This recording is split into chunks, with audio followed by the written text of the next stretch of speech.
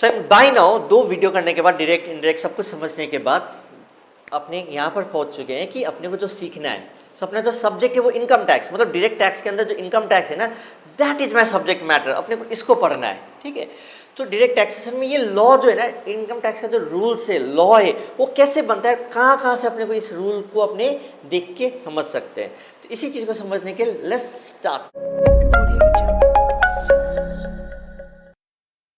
आज का जो कंटेंट है ना मेरा है components of income tax law. ये जो लॉ, जो कानून है, वो कहाँ से बन रहा है, कैसे बन रहा है, क्या क्या चीज़ों से बन रहा है। तो सबसे पहला चीज़ जो कानून बनता है, पावर कहाँ से है वो आपने देख लिए। ठीक है, entry 82 of the 7th schedule of article 246 of the Indian constitution से ये पावर आ रहा है, ये लॉ बनाने का। अब यहाँ पर देखिए इधर कि इनकम टैक्स एक्ट 1961 में जो भी प्रावधान लिखे हुए, जो भी प्रोविजंस लिखे हुए, okay, that forms a part of my law. Secondly, income tax act 1961 में, अच्छा, इनकम टैक्स एक्ट 1961 मतलब क्या है कि ये जो लॉ है ना 1961 में पास हुआ था और 1 अप्रैल 1961 से ये एप्लीकेबल हुआ था, उस ईयर से ये एप्लीकेबल हुआ था। ठीक है, इसीलिए ये जो ईयर ऑफ एक्ट लिखा रहता है। नेक्स्ट, इस एक्ट को ना बहुत लेंदी या बहुत बड़ा ना बना देने के लिए बहुत जगह ना रूल्स का रेफरेंस दिया जाता है। इनकम टैक्स रूल्स 1962, जिसमें बहुत सारी चीज़, वैल्यूएशन से लेकर बहुत सारी चीज़ों का रूल्स दिया हुआ है। तो ऑब्वियसली ये rules also form a part of your income tax laws. Is that clear?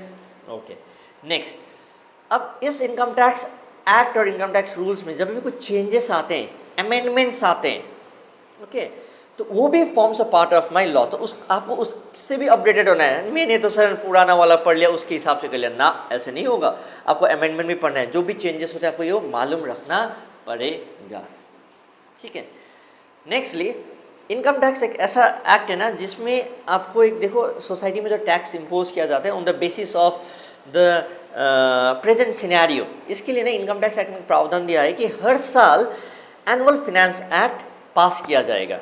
Okay, कौन पास करेगा? The ruling government, the government in power. Okay, ठीक, फाइनेंशियल ईयर से पहले एक फिनेंस एक्ट पास करेंगे जिसके ऊपर काफ़ी चर्चा वर्चा भी होगा, और उसके ऊपर ये क्या किया जाएगा, एक depending upon the present scenario कितना रेट ऑफ टैक्स होना चाहिए, और बहुत सारे इंसर्शन और डिलीशन किए जाते हैं। तो ये जो एनुअल फिनेंस एक्ट है जो हर साल जो पास होता है, this also forms a part of your income tax loss. Nextly देखो, नो मैटर व्हाट, आप जितने भी रूल बना लो, एक्ट करो, अमेंडमेंट्स लाओ, फिनेंस एक्ट लाओ, आदमी लोग भी उतना ही चालू है। हर जगह कुछ ना कुछ लूपहोल्स निकाल ही लेता है, और ये लूपहोल्स निकाल के ना वो लोग क्या करता है, अपने टैक्स को बचाने का कोशिश करता है। ठीक है, सो सिंस बहुत सारी जगह क्लैरिटी नहीं आने पाने के कारण ना बहुत सारे मैटर्स कहाँ चले जाते हैं, कोर्ट में चले जाते हैं। अब कोर्ट में जाने के बाद, हाई कोर्ट, सुप्रीम कोर्ट, ये सब में जाने के बाद मैटर क्या होता है, वहाँ का जो हाई कोर्ट लोग, जज लोग जो रूलिंग्स देते हैं, वो rulings also forms a part of the law. मतलब कहीं पर भी जो वेग है, ओके, वो वेग होने के कारण, आपको क्लैरिटी नहीं मिलने के कारण आपने क्या किया, केस फाइल हो गया। केस फाइल होने के बाद जो जज, हाई कोर्ट का जज, सुप्रीम कोर्ट का जज, जो आपको जो रूलिंग्स देता है, वो जो रूलिंग्स होते हैं ना, that also forms a part of your law. So next time आप जब भी किसी चीज़ को रूल्स समझने का कोशिश करें, तो उस केस लॉ में, उस रूलिंग्स में ऐसा हुआ था, तो अकॉर्डिंगली मेरे को इस केस में भी ऐसा करना पड़ेगा। ठीक है, so that is why case rulings also forms a part of your law. So ये बेसिकली ये 5 चीज़ें forms a part of my income tax laws. वैसे किसी किसी बुक में इस चीज़ के ऊपर भी लिखा रहता है, that is circulars, notifications, clarifications, ये रहता है। Actually CBDT, central board of direct taxation, ये क्या करता है ना, CBDT टाइम टू टाइम चीज़ों को क्लैरिटी लाने के लिए, ठीक है, चीज़ों को अच्छे से समझा पाने के लिए, कभी कभी ना कुछ वेग रह जाते हैं तो सर्कुलर्स इश्यू करते हैं। ठीक है, और इसी सर्कुलर से एक समझाने का हो सके, देखो वहाँ पर थोड़ा सा वेग रह गया था, ये मेरा सर्कुलर से, इसे आप समझ जाओ।